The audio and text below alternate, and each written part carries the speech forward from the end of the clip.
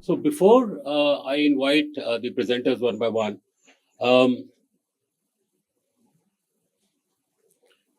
I want to talk about, just for a minute, this concept of co-intelligence, and what a wonderful concept that Professor Venkat and Krishnan have come up with. We used to, about 100 years ago, I think, people started talking about cooperation, right? Where cooperation was basically about bringing intent together. Then we started talking about collaboration, from intent to plans. And then there has been talk about co-creation in the last 15, 20 years, where you put efforts together. But for the first time, we are talking about bringing intelligence together, not only between humans and humans, but humans and machines as well, in the form of artificial intelligence. So, wonderful concept. And I think the more we think of it, the more we will understand the depth, how it can be applied. So we come to the final session, the showcase. We saw foundational models and what fabulous work. Again, congratulations to both the teams. The effort, the amount of effort it takes to build that, against all the backdrop of having to raise so much capital and face all these kinds of criticisms in the market and do this kind of phenomenal work is absolutely stunning. So congratulations, Vivek and Team Bharachan. Now we come to the actual showcase of solutions. So we have a few startups. We had many more, but we couldn't accommodate everyone. We're going to show what they're actually doing with the AI solutions in their specific spaces. First, let me call Bhatta from Latlong. So they're doing very interesting work using geospatial data and how they're converting it into intelligent solutions. Bhatta, over to you. Namaskara. We're talking about Indian philosophy and so on, which is at the heart of a lot of things many of us do. And one of the fundamental things which allows us to be able to figure out all transactions in life, it's called Vyavahara in Sanskrit, is Desha and Kala. Kala stands for time, Desha stands for location. So we try to do one of the two things, which is fundamental. Kala is extremely fundamental. At this point of time, I guess we can listen to Multani, but not necessarily Bhairav. Does it make sense? At this point of time, or at this location, we can do certain things. Where we live, where we work. If I were to tell you that I live in Jayanagar, you'll start drawing conclusions about what I most probably am worth. Right? But if I have to make it very specific and I say I don't live in that place, but if I say I live in Shobha Upal, you have a very good idea of how much money I should be earning or how much wealth I have if I have to be able to afford a place like that. So location fundamentally defines a lot of things in life. What I will do is I will talk about two things, where we are today as a company, Latlong. And as the name, hopefully, you would have guessed, latitude, longitude is essentially what the name of the company stands for. Talk about what we do today, and then very quickly what we are working on. So we offer two things on our platform. We offer location APIs. You will be familiar with one of the largest companies in the world doing map APIs, which is Google Maps. We offer most of it, and the theme of the morning till evening has been about affordability and about quality. And on both of those parameters, I think we do a pretty good job. We're significantly less expensive than practically any map API you can think of. And quality, we'll talk about it in a few seconds. So APIs we offer from any API you want from on the map side, we have it. We have maps for about 51 countries at this point of time. One of our largest customers who is sitting in front of it, it's on our website, is actually operational on our platform in about 45 countries. The other thing which we offer is an app called Anuga. As the name suggests, it's a follower. It's essentially an app for field operations. And one of the largest political consultancies in most probably the world, because we talked about scale in the morning, anything we do in India will most probably be one of the largest in the world. They have 6,000 plus field operations folks who use our app in order to be able to capture complex data questions across the country. And I talked about quality. About 2.5 years ago, thanks to Shashi and Professor Abhay Karandikar was at IIT Kanpur, they did a study comparing our APIs with some of the most well-known APIs in the world. And we came out to be about 2x more accurate than Google Maps. It's a blog which has been published and so on. And one of the interesting things, and we spoke, the Bharachan and Sarvam folks were here. We were one of the first to use AI for Bharat APIs, which was critical in the way we approach names of certain kinds of places. Jayanagar, Jinagar, Jayanagara, as we would spell it in Kannada, or people in Kannada would spell it. In English, all refers to the same place. How do we use Devanagari in order to be able to deal with it? And we use the A for Bharat APIs in order to be able to convert practically all place names to Devanagari or Samskrita to be more precise, and then be able to do better matches than alone. So they validated, and we are 2x more accurate. At this point of time, we are almost 4x more accurate than Google Maps, because in 2.5 years we moved considerably further. More than 25 million points of interest on the platform. In the last 5 months, we have done about 160 million API calls. I mean, by the end of this month, we should be closer to 200 million API calls in this calendar year. The survey tool is very interesting because connectivity is a good challenge in India. How do you deal with it? We discovered, after working with these guys, that our platform is actually one of the most robust when it comes to how do you handle connectivity, what do you do with socket. Our CTO is here. If you have technical questions, I will defer it to him.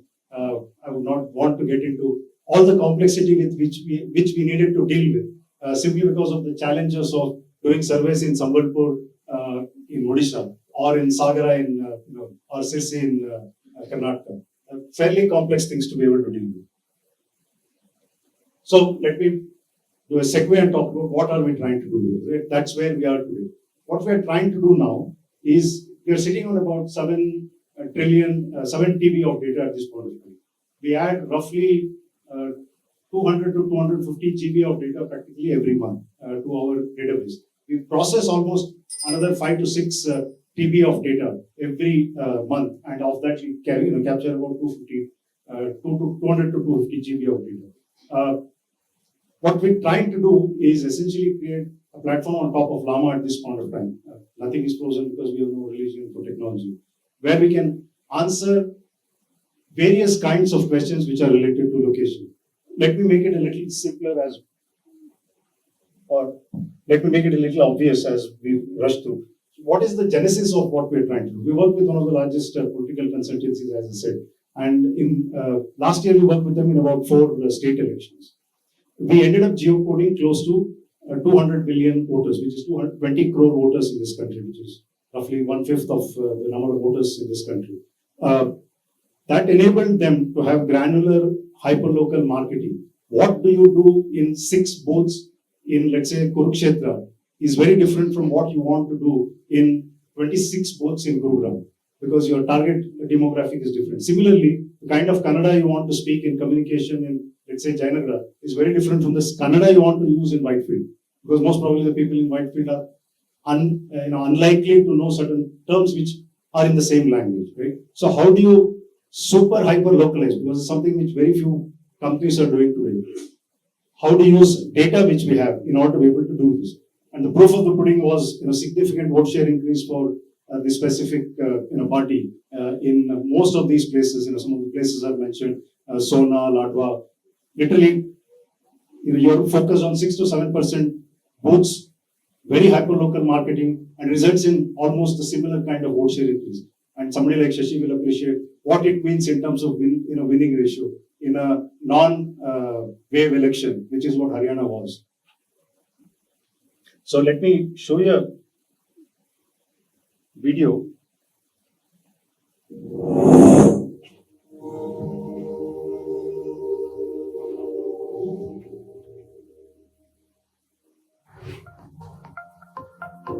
Hey, I'm standing near Burma Burma in Indiranagar. Can you help me find my complete address? Nice. Can you tell me more about the place? What is the average land price in Indiranagar 12th Main? Are there properties around me priced under 3 crores?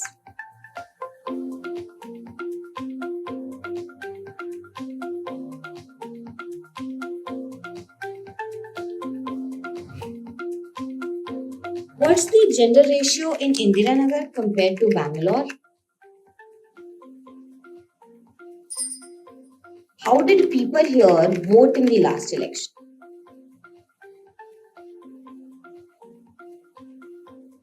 Are there any elder communities or senior citizens group where I can market my thala?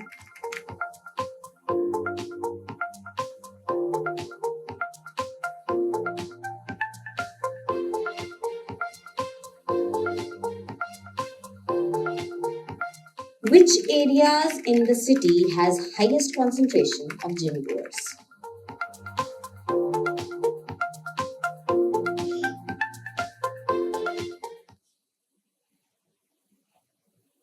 So multiple, multiple different kinds of things which we are trying out. This is going to be live in a few days. What you see was a little bit of edited, but really out of a live system from which most of the answers came out. All of the data is from our maps platform. That's what we are trying to do. Pivot on the location. One of the most interesting problems, which might be more fundamental, which we are trying to answer or try to deliver on, is move beyond this, which is to create a platform which can answer questions. All of us is very intuitive. If I see a map saying, some part of a map is contained within a certain larger polygon. Right? Maps are essentially geometries, lines, points, and polygons. But for a system, it's not very obvious to make that choice. How do I know that Jayanagara is contained within Bangalore? So we're trying to create a platform, an AI-based platform, which can answer that question about geometries much more intuitively, because then I can pour up a massive amounts of data from images. Today we end up doing a lot of annotation to be able to do that kind of. Thank you very much for giving this opportunity.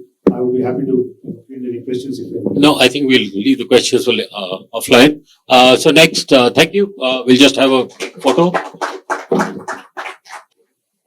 Next, can I invite Kshitij to talk about their Vision AI models at Paralaxiom?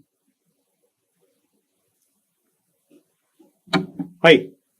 So, thank you. Thank you for the opportunity. So we've been working with LegalA and AI for India for quite some time. This is about Vision AI. This is about how we use data from images, particularly from CCTV cameras, in order to provide live monitoring AI agent. And this is in the context of factories, industries, automobile companies, which are trying to build safety-first organizations. So three of us co-founders, all of us are IIT Bombay grads, have good amount of corporate experience as well with us when we started to build this out. We work with the entire ecosystem. We have not built this AI models in silos. We built with the ecosystems. We work with the NVIDIA Inception programs. On the other hand, we also work with all the camera vendors so that we can provide an end-to-end solution to the industry and actually fit into the entire part of it. We have a couple of US patents, India and US patents with us. We have startup recognition as well. We were winners of Elevate 2023.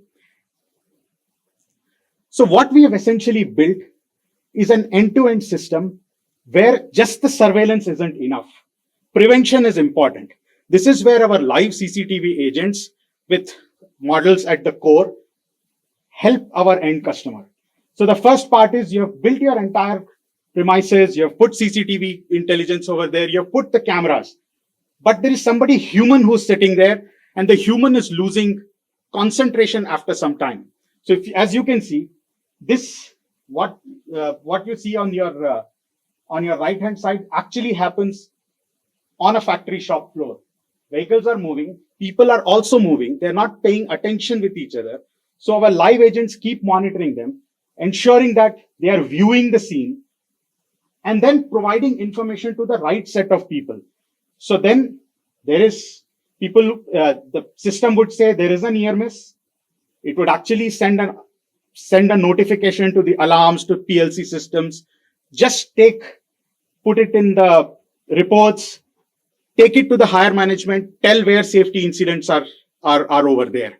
So at the core, there is a deep learning system. But what is extremely important is this is an end-to-end system which is going to help the people on the ground who are not very technology aware, who understand factory environment, but they need help from AI. Okay. What we have done so far, we are about a 5.5-year-old company. We have built all of these different models, some of them from scratch. But we have collected data over last many years to the tune of over more than 10 to 15 terabytes of data is what we have. And this is the data in context. This is the data of people moving around the factory shop floors with hard hats, jackets, and other things. The context is extremely important. It's not just something that we have scraped out of Google or any other places. The accuracy comes in because this is in context data. So we are running about 250 locations globally. We have more than 10,000 cameras which are being monitored 24/7. And there are about 60 odd use cases that we have deployed. These are not AI models, 60 plus AI models. These are 60 plus AI use cases which make sense to our end customers. So person wearing a glove is a use case. Person wearing a hard hat is a use case. Why we are doing this is because we also need to communicate this to the entire fraternity of people who are not very much familiar with AI. And that's the part of our communication strategy as well. We have about, in the last 2 years, more than 1 million violations that we have captured all over our different customers that we have. The customers who are following this religiously have actually reduced the violations by almost 90%. And there are critical incidents that have been actually been prevented. During this journey, we are live and actually, right, we have moved on from the POC to the PO level in each of these companies, which is Tata Motors. We are live in Skoda, Volkswagen, Mahindra, Mercedes-Benz. We have worked with EV companies like Pure EV in the past, ports, which is APM terminals, and each one of them. This is the important framework that we have put together along with AI. And this is what is important for our end customer in the factory setting. Everybody, when we talk about AI, we do talk about how it fits into the end customer. So this is how it fits in. At the bottom, you have essentially things like vehicle intrusion and no parking zones and things like that. So the lowest part of it is of less value. But as you keep going up, at the top, you have a major accident. At the top, if you actually have a person who's not moving for a certain period of time, you're detecting a person, but you're also detecting that a person is not moving for a certain period of time. Or if a person is in distress, if a person says, I'm in distress, goes in front of the camera. So these are the things that are important. Everything is important over here. It's just the value of each of these keeps going up as it is. So when we talk to our end customer, we say, okay, you put 10 rupees of violation here. That probably is about, your 50 lakh worth of accident. So that's the value that we essentially bring in. At the core, as I said, we have collected data over a period of last 6 years, and we create models. We have also worked with Alok and Shashi in order to collect data as a part of AI for India. That is common street data right now in Hyderabad and in Bangalore, where we are not just recognizing a person. We are recognizing a person wearing a dhoti, a woman in a burqa or a sari, which is not there as far as Western data sets or Western models are concerned. Auto rickshaws and thelas. So this data is important if you actually want to build a network for public safety. Okay. That's how our association with AI for India was there as well. Thank you. Great. Thanks, Shatish. In fact, what's very interesting I see here is the fact that the focus is not so much on the models, but the applications. Applications, yes. And how nuanced the applications can be. And that's what we've been talking about the entire day. So that's where their effort comes in. Thank you very much. We'll just take a photo.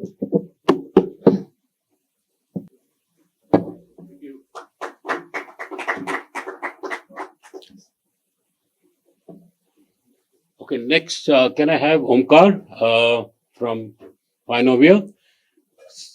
They have built a very interesting solution from ground up specifically for research purposes, but with potential in every other application as well. Omkar. Hello. First of all, thank you very much, Alok sir and Shashi sir, for AI for India. I have been here since the inception, and I have seen the growth that this organization has been, and I have seen the journey it has taken and the value that it has provided. So what we are talking about is enterprise intelligence, and a lot of things that I will be showing over here, they may seem counterintuitive, but the thing is that in enterprises, it works because successful businesses are built on outliers. If it was more normal knowledge, then they wouldn't have been that particularly successful. So what we are doing is we are going beyond LLMs and we are trying to build the next future that will come in. So what we believe that signal is more important than the scale. So what you have is, if you go to NVIDIA's website, you will find that foundation models require huge amount of data and huge amount of compute to train. But why do you need that? Because you need that to train, so that people can buy NVIDIA GPUs and they can sell more. So they are the ones who are making money in this gold rush. So signal is what we need to focus on, at least here in India. That is what we believe. Second one, talent is much more important than compute.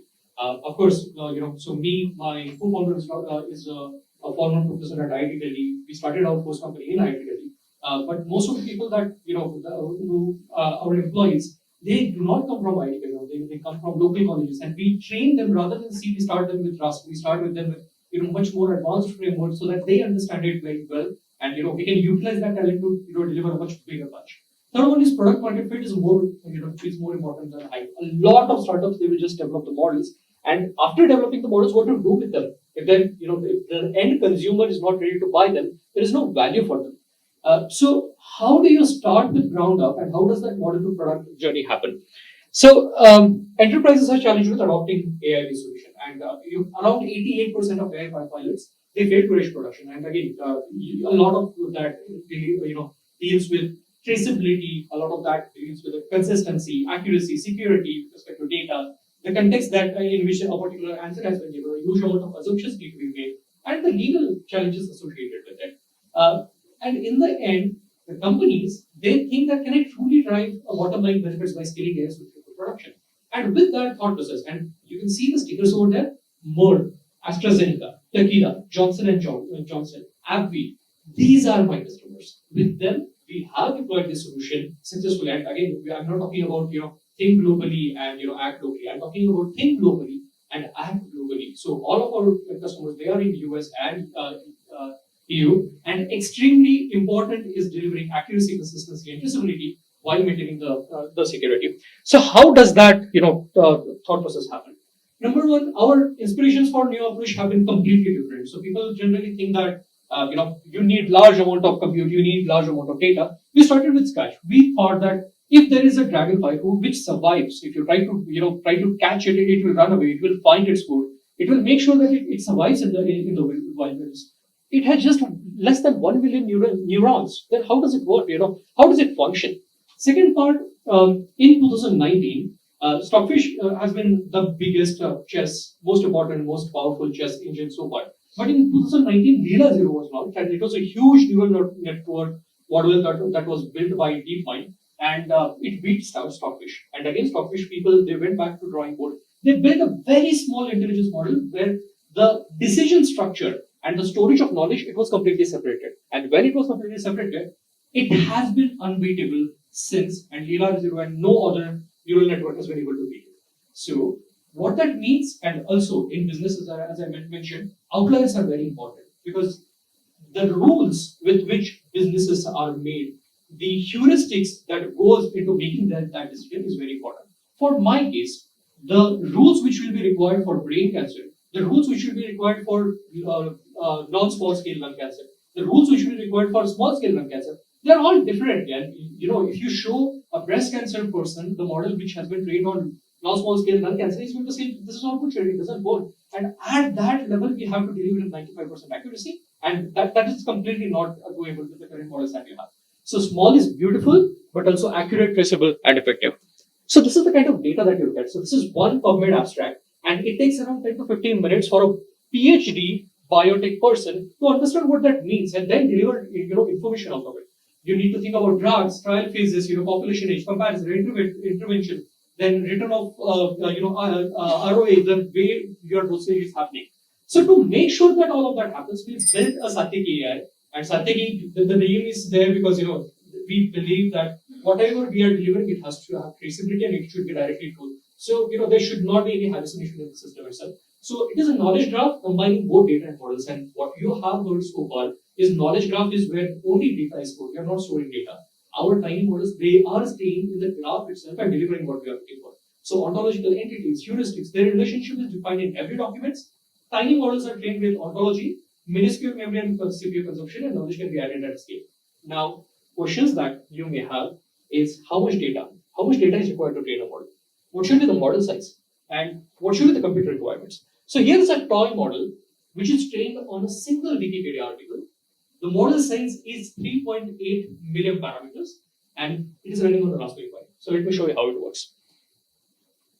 Oh, somehow it is not working, but I have a backup video. Thankfully, I came prepared. Hopefully it works.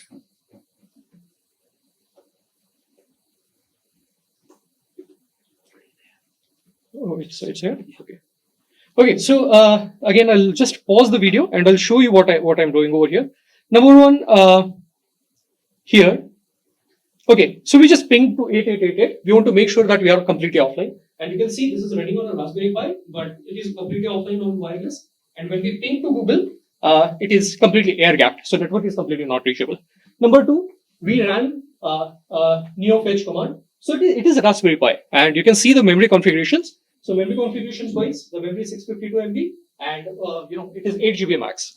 Now, when we run the model, look at this particular memory bar. The question that we are asking that what was India's nominal GDP? And again, the model has been trained on a single Wikipedia article. What is India's nominal GDP in 2024 according to IMF?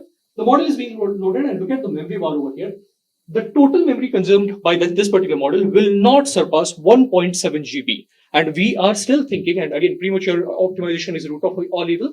We believe that we can reduce it to 200 MB, so that completely taking out the amount of time that is required, the amount of memory that is required.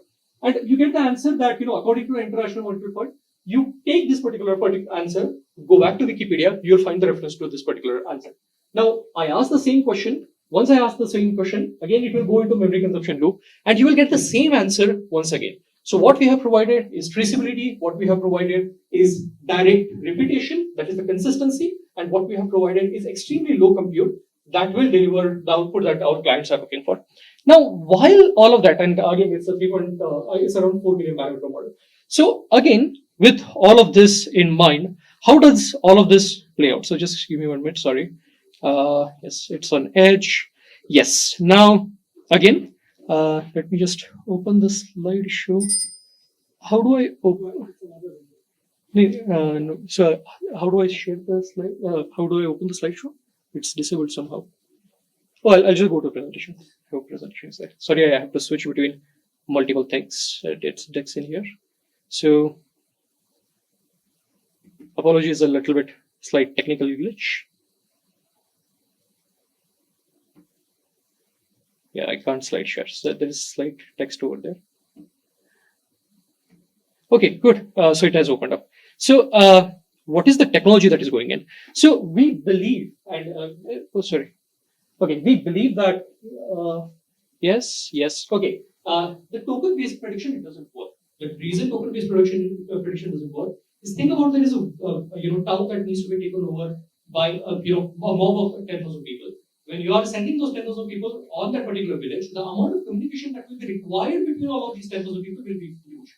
But modern armies are based on hierarchy of soldiers. Then you have their captains, you have their majors, their brigadiers, their generals, and it creates the communication efficiency. Because of that, the total size, the communication that is required, it completely reduces. So prediction unit, it could be sentences, paragraphs, it could be entity, all of that. And again, it's a proprietary, so we started from scratch. Architecture, generally, most of the models are decode only because they work on token level. But as soon as you move out of the token level, that stops working. So the model that we have built, that is also proprietary. Cross entropy is the loss function, again, proprietary loss function. Everything has been patented. And compute, so you need tens of thousands of GPUs to train those models. We are training, like this model particularly you saw, it took around 3 hours to train on a single A20G that cost around $300 per month. So with that, and you will need for training samples trillions of tokens. Here you can just use 400 data points to start with. And we are semi-finalists in US Army's AI intelligence competition. And they just gave us 40-point data points. That was poison data, and we had to train our model. The model size was 500 kilobytes, and we were still able to deliver. Now, with that, these are the patents that we have filed. And again, not all of the patents. These are around 6 patents. There are 3 more that we filed in last month, and 2 of them have been allowed so far. But with all of that, where do we get? it doesn't mean anything if you have just created a model and just kept it somewhere. It needs to be integrated with the product. So for pharma clients, starting from taking all of that data, inserting into our system, creating tracking and alerts, making sure that these pharma clients, when they go to conferences, they can take pictures of the different papers which are being published, the conferences which are published, then creating that information so that the answers which are given, they have direct traceability to building, taking their private data, making sure that all the presentations that they are processing, all of them they are converted into interactable knowledge. All of that has been built into a single product. So the value that we deliver to a customer is that when a particular pharma product, for an example, there is a drug that gets approved finally into the market, that is where their product market fit loop starts. They have to then conduct multiple clinical trials to deliver the value to a particular demographic. So currently, suppose a breast cancer drug has been approved for female, but the same breast cancer drug would be approved for male population if you are able to conduct those studies. But where do you make the most of the money? And at the same time, while you're making most of the money, when you approach different countries, for an example, a US drug needs to be approved in UK demographics, what kind of demographics they should go with, all of that value pricing that goes into it. And all of this intelligence that we have shown so far, it delivers on that particular promise. That's why our clients trust us. So again, we are Pienomial, we are based in Pune. If you want to try these models on our Raspberry Pi devices, you're welcome to visit us in Pune. We have brilliant Mr. And we have, we can have a coffee and we can chat while looking into those models. So that is us, Pienomial. Thank you very much. Thanks, Avkar. So here is an example of them looking at the problem first, which is high levels of accuracy required in research, and then changing the whole approach to building the model, the final solution which they're doing. And as a consequence, they're also able to make it extremely small and very low cost, therefore. So we'll take one picture.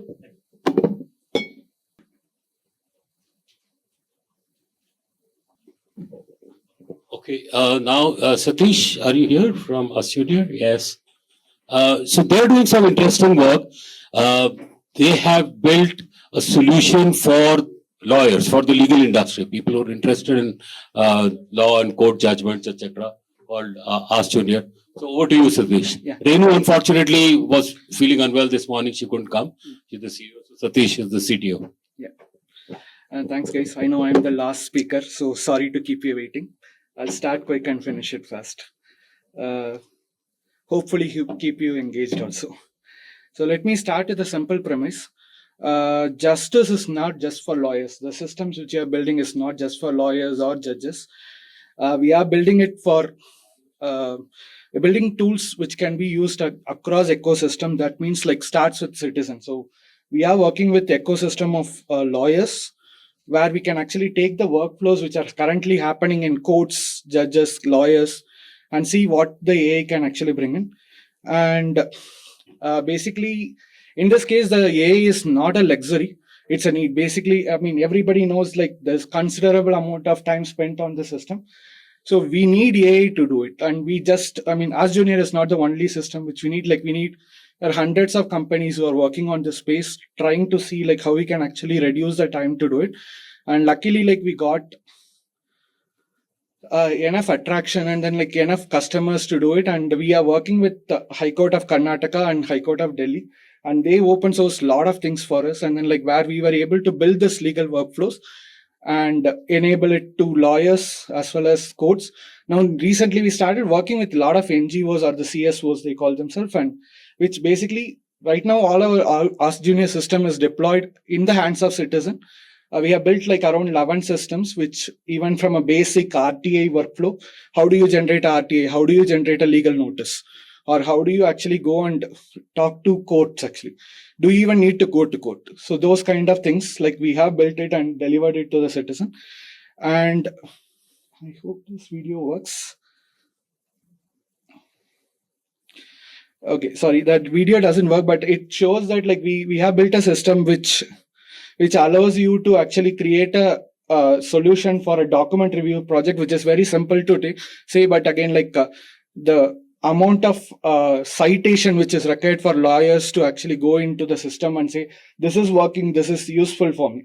And also for every process, we call something called as a lawyer in a loop rather than a human in a loop. Like let's say a legal workflow takes 10 steps to do it. And we start with the first step. Obviously, AI can actually generate a legal notice. You would have used ChatGPT to do it. Like that's easy. But what is needed in that whole loop is can a lawyer see that and say it is useful? So that is very important. And traditional law firm don't have time for RTIs. So we stand in between them. Like we are not ChatGPT. We are a lawyer in the loop company, and we are not a traditional law firm. We can be delivering this services faster. And another thing which we also have done is like we just don't do the legal workflows only for us. Like we also open sourced it. We have open sourced almost 17 workflows of legal, and then like we also made sure like all the data is PIA removed, and it's available for anyone to do, because like we worked for 2 years to collect this data, and then like we worked with many lawyers, many judges, and to do this. And now this same thing like another legal tech company should not go through. So what we have done is like we have made this open evaluation framework available. This also raises the trust for us. Like when we go and say like, how do you know some summary is good?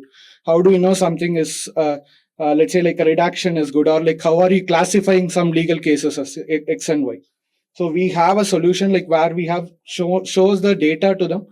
And in turn, like we show them like, okay, like this is possible and this is how we have done it. And almost all these are prompts, and like we are model agnostic, which means like we try every model. Like for some of the cases we have used ServerMem, some of the cases we have used Claude and everything. And it's deployed in the cloud environment, and it's available for, I mean, like some of the prompts are even available for anyone to use it actually. And it is designed for legal systems, which means like it comes with enough challenges. So we have a multilingual scan document, noisy files. I mean, like one of the examples what we have is like when we worked with the Karnataka government, they open source, they literally told, okay, take our archive and then like build tools on it, right? But the archive is not usable for anyone. It is first scanned. It is literally the bad scanned copies which you have. And then like this is not like a very old file. I'm talking about a file which is like done like 1 year back. Even there, like you can find some of the copies are like taken in a photo, cameras, like all the evidences are taken in a camera and then they will put it in. So we have built a model, or like we have built continuation of model where we will be able to do it. And our long-term mission is like we wanted to build a infrastructure layer for justice system. Thankfully, there is a lot of people collaborating with us in doing it. Like, one of the system is like we have Agami, we have Outcloud, like we have a good ecosystem of vendors who are collaborating in making this happen. And so, thank you. That's me. That was very quick, Satish. Thank you. So this is very interesting, where it's an example of actual solution which is of use to a certain community. In this case, lawyers and people interested in judgments, and they actually publish a daily summary of all the judgments of the day through their solutions. So it's something which is already functional and out there. Finally, let me invite Srinivas. So Srinivas is doing some very interesting work. While we have been talking about AI solutions all day, but how do we trust these AI solutions? And they have created a framework by which you can actually test your AI models and ensure that the trustworthiness is high. So I will hand it over to Srinivas to talk about it. Thank you. I think I'm standing between you and T probably. But the one I'm talking about is probably the glue between what we call as pilot to production. AI be considered as good versus AI considered as evil. So the layer I'm building is what I'm calling as the trust layer for AI. But my approach is very much like a traditional IT person would think. The traditional IT person always thinks that trust cannot come at the end. It has to be through the life cycle, right? So that means when you're building systems, you should have an approach to making sure that you have dipsticks in the life cycle, right? From data collection to data cleaning, to building the models, to deploying the models. And not only that, one thing which we realized with some of our customers is post-deployment, tested well, good accuracy, certified for fairness, certified for, good performance.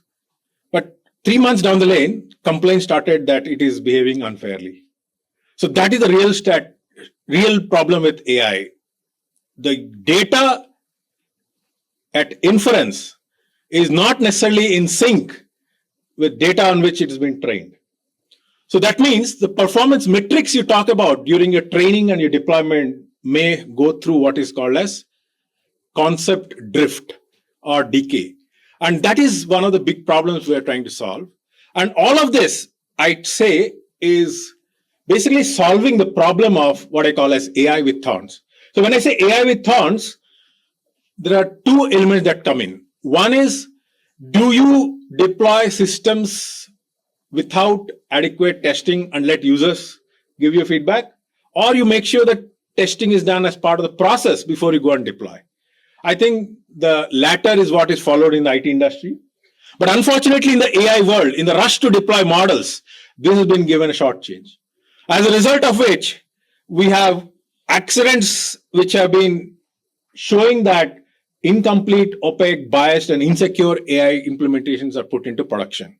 And so to overcome that, we have this concept, which is two approaches to solve this. One is de jure, which is countries across the world are coming up to regulate and saying, can we enforce the requirements from society, requirements from end user, requirement from sane use of AI? Second thing is de facto, where the developers themselves, let's say Sarvam or some people, they take into account the quality during the process perspective, and they put testing as a part of this so that they have responsible AI principles during the development process. So what does responsible AI mean? It means that, okay, while we know that there is an AI-based use case which is requiring a good amount of work on the data, but the focus is not just on accuracy. I'm tired of listening to accuracy. Every 99.9% of the research papers, every benchmark talks about accuracy. But what about explainability, transparency? Will you give a surgeon saying that he's 99.9% accurate surgical arm, I let him operate my brain? I should have some transparency as to why it is behaving the way it is behaving. Same thing, will I trust my high net worth so-called portfolio to an AI engine saying that it has been tested for 99.9% increase to not cause you loss? Will I give it? I need some transparency.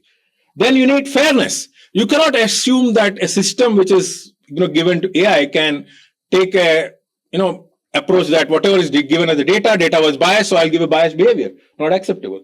Model privacy. This is again one thing I want to educate. There's a lot of laws, a lot of talk about GDPR, data privacy. But let me tell you, the gap is model privacy and data privacy. There's so much you can leak in an image which is conformant to GDPR, but you still leak your Aadhaar as an image into your AI training process. Your field of Aadhaar number is pseudonymized. Fine. But what about if you have taken and ingested an Aadhaar image? So that is what we're talking about. AI privacy is not same as data privacy. There's a layer above privacy. And last but not the least, today we have scenarios where a very, very simple hack can be done by simply fooling your AI model into tricking that you are a genuine employee of the company and be allowed into it. It is very simple, adding a couple of pixel filters on top of a simple face of yourself. So that is what I'm talking about. AI is a sitting underbelly for safety attacks. So what we need is a coverage-driven AI testing tool which can test AI models for transparency, security, safety, privacy, bias, and last but not the least, data adequacy. So I'm sure there's a lot of work going on with even AI for India with data. Sufficient data lack is not an excuse for bringing out a good model. You should have enough material for which you can create maybe synthetic data to overcome the problem. So I think the gap between a trusted AI implementation and the AI implementation process as is what we are filling the gap. And this is something which is interesting because across clients, what we've seen is once we have given a dashboard of where they're faring on fairness, security, coverage, reliability, and we have also given them ways to improve. For example, we created as an ethical hack vector the actual hack images on which they can be adversarially retrained, and their model will be robust to these hack attacks. Or we can talk about creating augmented corner case scenarios on which potential accident could have happened, and now you retrain with that, they'll be more robust with that. So, for example, let me tell you, recently we signed up a partnership with ISRO, where they're looking at improving the recognition accuracy of the satellite imaging to go from a certain level of accuracy to the higher level, because the fine-grained corner cases which they were not able to crack were able to crack with that. So I hope to help improve the accuracy of satellite image recognition systems by recognizing those generated corner cases, which can help in remediating the model, in process increasing the accuracy. So what does it mean? It means for different kinds of data, different kinds of tests. It does not mean that whatever is coming from an LLM is to be trusted. Believe me, when we're trying to start talking about evaluating, so-called LLMs, we found them wanting on prompt injection attacks. They are sitting underbelly for people who can just steal the entire training data by sending it privacy attack inference prompts. So we are doing prompt injection testing. We're doing LLM bias testing. The kind of biases you will not believe. Go to Midjourney and ask, give me images of successful entrepreneurs. It'll be showing all people with suits. But in Silicon Valley, nobody wears suits. Does it mean a successful entrepreneur also needs to be a suit-wearing person? I'm not even going to other dimensions, which are very difficult. In fact, when we're talking about global data sets and looking at bias, we are working very closely with IIT Kharagpur for Indo-German collaboration. We found that the data sets are adequately lacking on Indian social dimensions of discrimination, like caste. Believe me, we need to develop a data-driven approach to handling bias. And it's a big problem if tomorrow we have really successful AI models which are continually discriminating even worse than what is existing in the society. That's the challenge. So across areas of AI, right, from image to structured data to object detection to LLMs, we have developed an end-to-end suite. And the beauty of this is across different use cases. For example, in some case, it's about documents extraction knowledge base. That's what we're doing a POC for railways. For the ISRO, it was about image quality, improving image quality. But across all of this, our goal is very simple. Can we improve the quality of AI by testing, finding faults, and improving it as a continuous testing and improvement process? As a part of it, what we also want to tell you is that this is exactly the path governments across the globe are now coming. Indian government is yet to come up with a regulation, but European Union Act is already out in the public. It is mandating all AI systems to be audited on dimensions of transparency, privacy, security, and fairness, and given a dashboard. Where does it stand? So that you know the gaps before you'll be fined. One non-compliance is 42,000 euros or 7% of your annual revenue. So think about either you're going to use a testing tool like AIEnsured to prevent non-compliance or let life be as usual. That's where I stop and rest my case. And thank you. I hope to improve the AI ecosystem overall by bringing testing as a culture among AI. Data scientists are the last people who can convince them to introspect on anything they believe is correct. So let's change the culture. Build a test-first approach to AI rather than do anything and let end users be the sufferers. Thank you. Thank you, Srinivas. That was very interesting. I think we all realize the importance of AI system being trustworthy and be responsible.